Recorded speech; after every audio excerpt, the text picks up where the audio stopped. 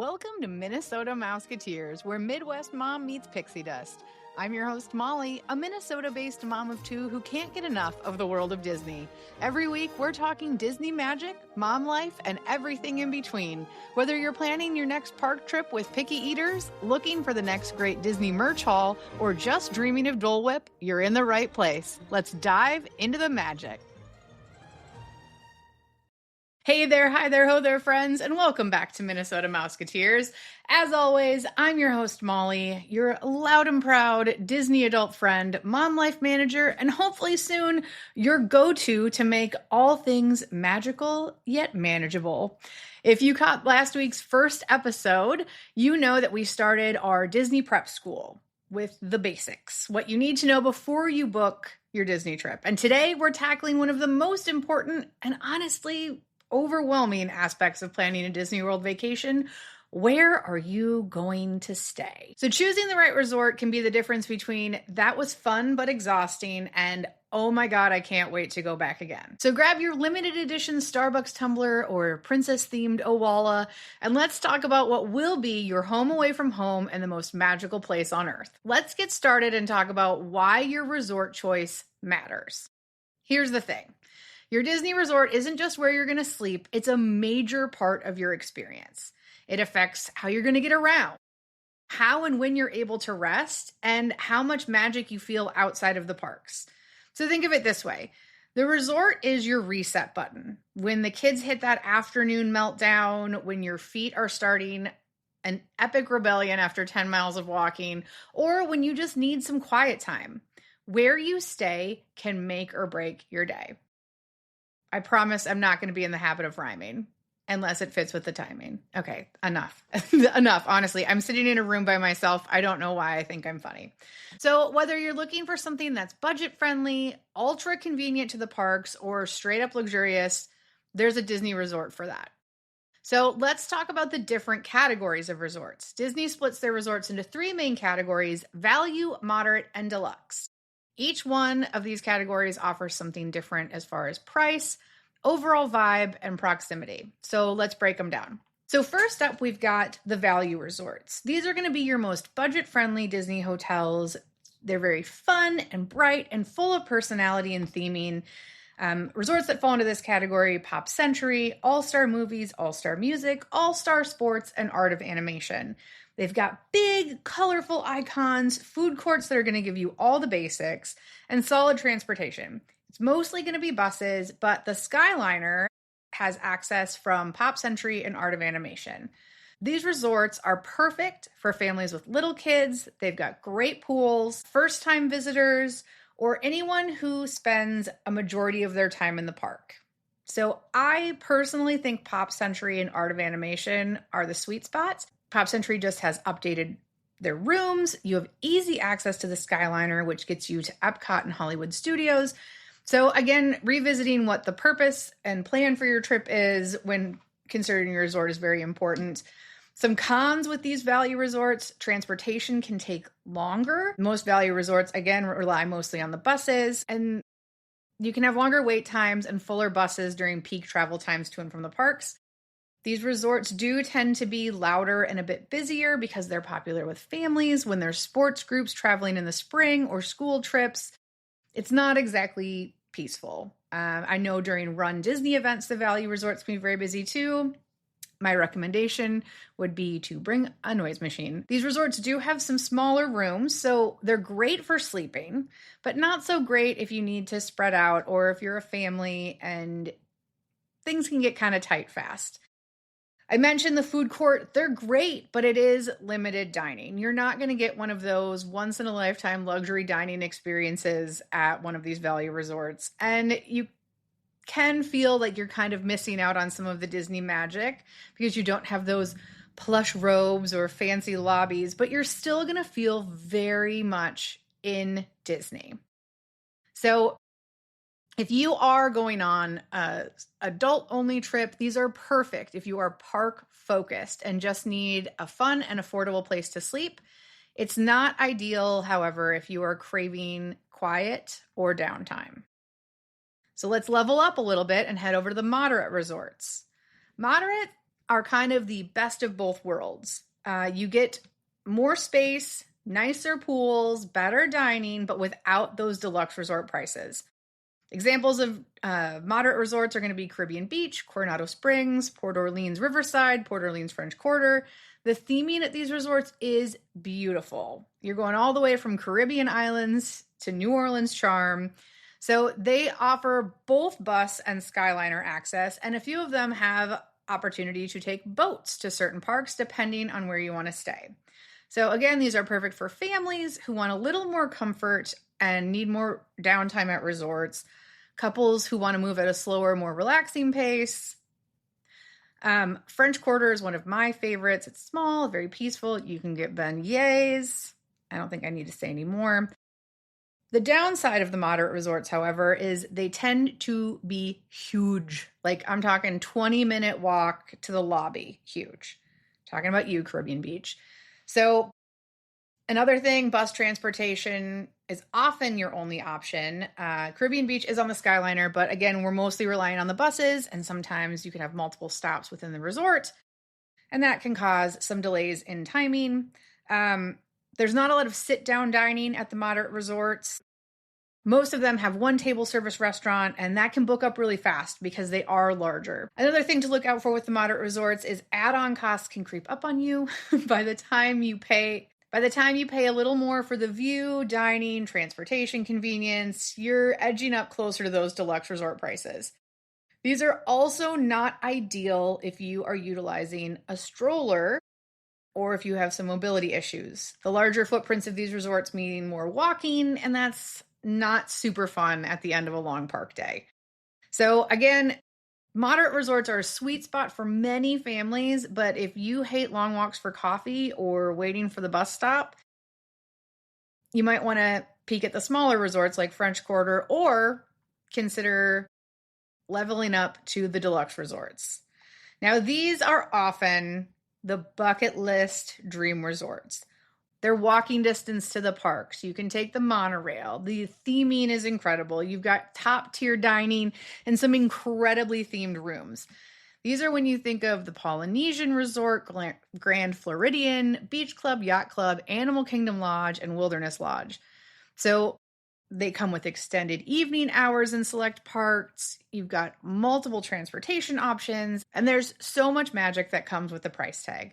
So these are perfect for families who want convenience, comfort, and that full immersive Disney experience. And honestly, if you're going down to celebrate something, it may be worth the investment.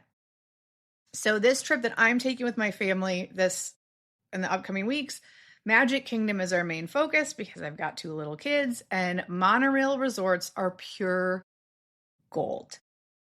Because if you need to take those midday breaks, if you want to break up your time, if you forget something, things like that, it's easy to get back to the room, take a quick pool break, and head back. If you are focused on Epcot, however, I recommend Beach Club and Yacht Club, unbeatable access to Epcot. So what are the cons for the deluxe resorts? Well, they're expensive, like really expensive. We're talking $600 plus sometimes for a night, sometimes much higher if you're going during peak seasons. It's really hard to justify a short trip staying at a deluxe resort because if you're barely in your room, the cost per hour makes you cringe a little bit. So the big thing is deluxe does not equal private. Okay. Pools and restaurants are going to be packed, especially if there's conventions, Run Disney, or even during the holiday seasons, because these are some of the upper level dining experiences like Ohana or Chef Mickey that you're going to get within the entirety of Disney World Resort. Also, these hotels or these deluxe resorts are not always kid-proof. The deluxe resorts have a more elegant adult vibe. So if your toddler's still in the tantrum phase or climbing phase, you might feel a little out of place. Also with the deluxe resorts, parking fees and food can add up fast because you're paying for luxury and Disney knows that. So some of the fees associated are going to be a little more. It's going to cost you more to get a flatbread from Captain Cook's delivered to your room than it would for a pizza at Pop Century. So deluxe resorts can be dreamy and convenient, but unless you're celebrating something special or looking for that level of experience, you can get just as much magic at half the cost at a moderate or value resort. As I mentioned on this upcoming trip I'm taking with my family, my husband's never stayed at a deluxe resort. He's only ever stayed at Art of Animation with me, or the Disneyland Hotel in California. So this is going to be a full family experience on the monorail at the Contemporary. And we're just going to hold on and go for the best.